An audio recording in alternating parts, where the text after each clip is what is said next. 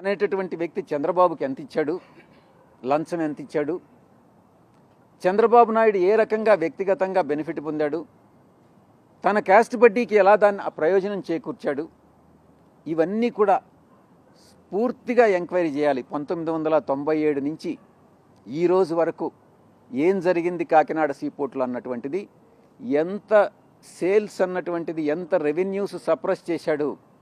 అప్పట్లో ఆంధ్రప్రదేశ్ ప్రభుత్వానికి కూడా కొంత స్టేక్ ఉండింది. ఆ యొక్క లాభాలన్నీ పూర్తిగా చూపించకుండా లాభాలని, రెవెన్యూస్ని ఎలా సప్రెస్ చేసి, ప్రాఫిట్స్ని ఎలాగైతే సప్రెస్ చేసి రాష్ట్రానికి రావాల్సినటువంటి డివిడెండ్ శాతం ఏదైతే ఉందో అది ఇవ్వకుండా కేవీ రావు అన్నటువంటి వ్యక్తి ఏ రకంగా ఈ కంపెనీని మేనేజ్ చేశాడు, ఆంధ్ర రాష్ట్ర ప్రజలకు మోసం చేశాడు అన్నటువంటి విషయం మీద కూడా ఎంక్వైరీ చేయాలి 1999 నుంచి అన్నటువంటిదే మా డిమాండ్.